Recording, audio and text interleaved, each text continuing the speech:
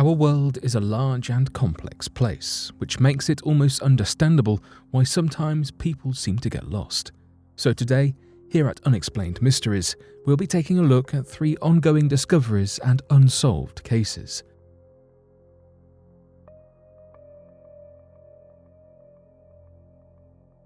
The Churro of India. Southeast Asia may not be the first place your mind wanders to when you think of hauntings. However, Asia is rich in fascinating culture and tradition, and from this comes some interesting ghost stories. You'd be forgiven for not knowing what the subject of our next story is. It's prominent in India, Bangladesh, and Pakistan, and is a demonic, malevolent force taking the form of a woman. It's called a churro. The churro is described as the ghost of an impurified living thing, and is also known as the tree spirit as she tends to latch onto trees in the jungles of Asia. She allegedly takes the form of a beautiful woman, luring men she wants to revenge on into the woods only to take their lives or to take their vitality.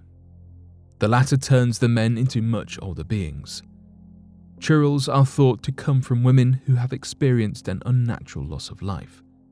This is often during pregnancy or childbirth, or from suffering at the hands of her in-laws. Often, churros will haunt the men of a certain family, as the spirit of the mistreated woman is related to them. The legend is thought to come from Persia, now Iran, where the churro forms from women who have lived an unsatisfactory life, or who have unfulfilled desires. Once appearing to men, again often in a jungle, the mountains, or other remote places, she removes her cloak of beauty to reveal a monstrous, gnarled appearance. The true form of the churro is a woman with a disfigured appearance. Depending on the country from which the legend originates, churros can have black tongues, no mouth at all, a face to resemble a pig, claw-like hands, and fangs. This is far from the stunning appearance of a young woman dressed all in white that the churro allegedly shapeshifts to. According to Asian folklore, one can prevent the creation of a churro by either preventing its creation by treating a woman well during pregnancy, or by performing a series of rituals upon the body once they have passed away. In some parts of Asia, the ground where the woman passed away is purified or dug up and treated with mustard, which keeps the churro content. The failure to do this leaves the churro roaming the graveyards, battlefields, mountains, and jungles of India and other South Asian countries.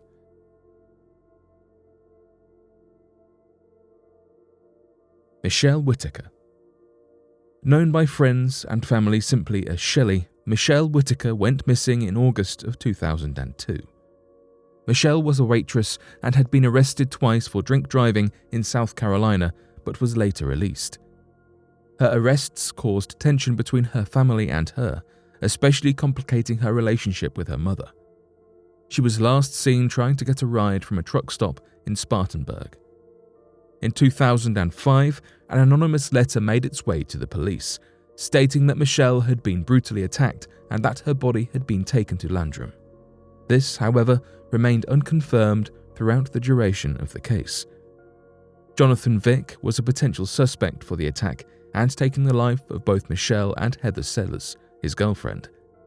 In 2006, he was also charged for taking the life of Dana Satterfield back in 1995.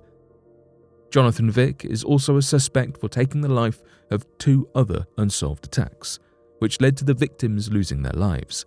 However, his involvement with Michelle was only ever speculated and never confirmed. Michelle continued to be a missing person after his arrest, and the case went cold for years afterwards. The police checked her credit card and social security number reports often, with no luck. A miracle occurred in 2008, when Michelle was found alive and living in Oregon. One of her neighbors recognized her picture on a missing persons database and contacted the South Carolina police. An emotional reunion ensued between Michelle and her family, who had begun to give up hope of ever seeing her again. She explained that her old life was too troubled, and she needed to get away and begin her life again.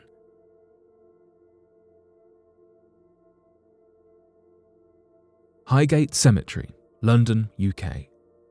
Just the word cemetery is capable of sending chills down some people's spines.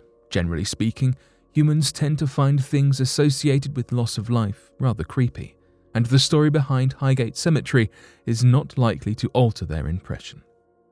Highgate Cemetery is chilling enough in pictures, let alone in real life. Built in the 1830s, the cemetery is the burial place of 170,000 people. Amongst them are the singer George Michael, political philosopher Karl Marx, South African anti-apartheid campaigner Yusuf Dadoo, and scientist Michael Faraday. The cemetery, situated in North London, covers some 37 acres. Its spectacular Gothic architecture made it a fashionable place to be buried in Victorian England. Coincidentally, the same era that ghost stories and Gothic fiction began to rise in creativity and subsequently popularity. Works such as Bram Stoker's Dracula, Edgar Allan Poe's poem The Raven, Robert Louis Stevenson's Jekyll and Hyde, and Henry James's The Turn of the Screw were all published between 1837 and 1901, owing to the reinterpretation of horror in Victorian times. It wasn't until the 1970s, however, that the most famous haunting story arose out of Highgate. In the late 1960s, Highgate Cemetery fell victim to vandalism. In fact, the tomb of Karl Marx had survived 2 attempted explosive strikes. In 1968, a group of young occult enthusiasts began visiting the cemetery, following various reports of paranormal activity in the cemetery.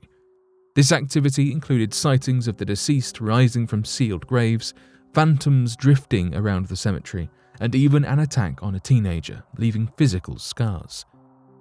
In the same year the group visited, what was described as a desecration of one grave was discovered. It was not known whether the occult group had anything to do with this, but the scene discovered was horrendous nonetheless. According to reports in the London Evening News, an unknown person arranged flowers taken from graves in circular patterns with arrows of blooms pointing to a new grave, which was uncovered. A coffin was opened and the body inside was disturbed. But their most gruesome act was driving an iron stake in the form of a cross through the lid and into the chest of the corpse. In the years following the bizarre finding, bodies of deceased animals with slashed throats began to appear in the cemetery. And when a local newspaper published the story of a man named David Farrant in February 1970, the Highgate vampire myth was further fueled. David Farrant had reported seeing a grey figure wandering amongst the tombstones that he believed to be supernatural. Soon after, David Farrant entered into a bitter ghost hunting dispute with self-proclaimed exorcist Sean Manchester. Sean Manchester declared the phantom a vampire, and the pair set about hunting it down. David Farrant was later arrested, and the ordeal ended in 1973 when Sean Manchester allegedly drove a stake through the beast's heart in the House of Dracula in Crouch End, London. The legend, however, lives on to this day. But what do you make of these 3 stories? Are they myths, or could this be what really happened? Be sure to let us know your thoughts in the comments section below and help us by growing this community while working to solve these unexplained mysteries. Thank you for watching, and don't forget to subscribe for more videos.